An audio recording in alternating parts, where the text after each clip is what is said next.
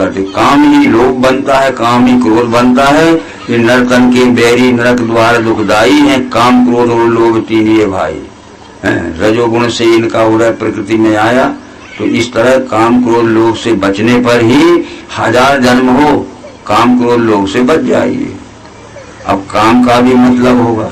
ये सारी बातें आप समझिए, कोई ऐसी कामना नहीं है।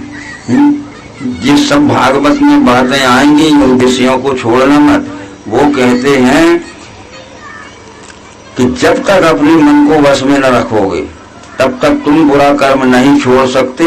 ये बुरा कर्म करने के बाद भी कहीं तीर्थ नहाओगे, कहीं भजन करोगे, कहीं भक्ति करोगे, पूजा करोगे, पाठ करोगे और बच नहीं सकते।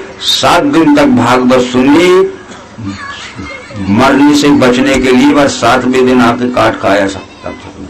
व्यास पुत्र ने सुनाई थी और गंगा किनारे सुनाई थी कि मरने से बच जाऊं, तो बचा भीष्म पितामह। तो कौन सा पाप करने के हम बच जाएंगे जब गंगा किनारे सुखदेव ने भागवत। इसलिए बुरा करना ही मत, और बुरा कर रहे तो माफी मांगना मत, सीधा एक उत्तर। इन सब बातों को ध्यान में रखिए। और पहले इस खंड में और कुछ बातें आई हैं जिस कारण से इन बातों को ध्यान में रखना पड़ेगा। प्रश्न ये होता है कि ये लिखा है उसमें रामायण में भी, खूब समझ लेना। एक ही बात है ये, वेद देखो, शास्त्र देखो, स्मृति पुराण भी, पर ज्ञान की दृष्टि से देखो। जिस ज्ञान से लेखक ने लिखा है उसी ज्ञान से हमको समझना पड़ेगा। एक तुलसीदास ने रामायण में कहा कि सप्त प्रबंध सुभग सोपाना, ज्ञान नयन निर्खत मन माना। मैंने 7 कांड लिखे हैं रामायण में। जिस ज्ञान से मैंने लिखे हैं उसी ज्ञान से आपको समझना पड़ेगा। मेरे लिखने का ज्ञान अलग है और तुम्हारे समझने का, समझाना का ज्ञान अलग है।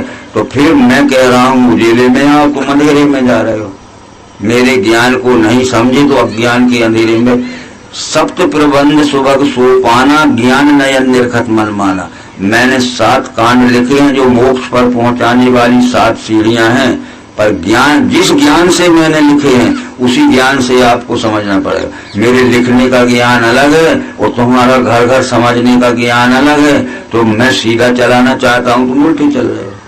फिर लिखा है इस ग्रंथ का रामायण नाम नहीं है, हर पेज पे लिखा होगा रामचरितमानस यह नामा, सुन श्रवण या है विश्रामा।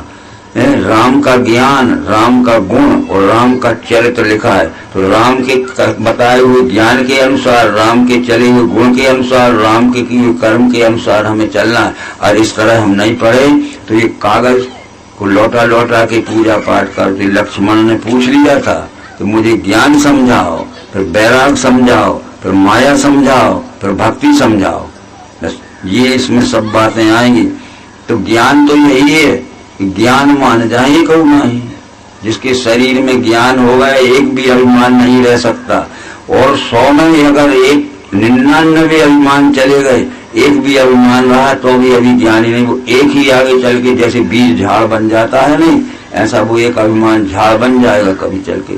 तो इस तरह से ये सब बातों का विचार करना है। ये बात कृष्ण जी ने भी गीता में कही,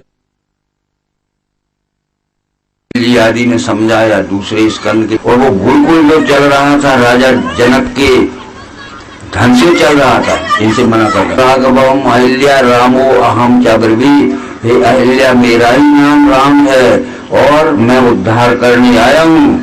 मम नाम राघवम अहिल्या रामो अहम च ब्रवी यानी बोले। तो अहिल्या ने जब आंख खोली कि शौर्य संपन्न विभूति खड़ी थी। अरे अहिल्या ने कहा अब तो मेरा उद्धार हो जाएगा, मेरा उद्धार करो, मेरा उद्धार करो। तो विश्वामित्र साथ में थे। विश्वामित्र की सलाह से राम ने कहा कि गौतम को बुलाओ। गौतम को बुलाया, मिलके रहो, जो होना था हो गया। तो गौतम ने फिर कहा कि मिलके रहूंगा तो मेरा सामाजिक बहिष्कार फिर हो जाएगा, न मुझे छुएंगे न मैं छुआ, पानी पीने साथ में बैठेंगे। और मैं दूसरे गुरुकुल में अपॉइंट हो चुका हूँ तो दादा जनक फिर निकाल ले। विश्वामित्र ने कहा कि जिम्मेदार हम हैं, तो मिलके रहो, दोनों मिलके रहने लगे। कहाँ का पत्थर रखा था? वो वाल्मीकि को राम ने सुनाया था। जब वाल्मीकि आश्रम पर राम गए थे, रामचंद्र जी की उम्र 36 वर्ष की थी, समझ गए। और आमने सामने बैठ के बात कर रहे थे। एक विधि पुरुष सब कथा बखानी, जी जी भांति दीन बन रानी। जन्म से लेकर वाल्मीकि के आश्रम पर आने तक राम ने अपनी जीवनी सुनाई और वाल्मीकि तो केवल लिखते गए और राम सुनाते गए कि वो पत्थर पर बैठी थी, मैंने उद्धार किया है और गौतम से फिर से मिला। तो अब श्राप यानी क्या? सामाजिक बहिष्कार। मैं कुछ बुरा काम करने होंगे तो आप भी मेरा बहिष्कार कर। श्राप में शरीर नहीं बदलता है, तो वो ब्रह्मा जी ने कह दिया है प्रियव्रत को कि जो वस्तु जैसी प्राकृतिक बनी है उसका प्राकृतिक ही परिवर्तन होगा।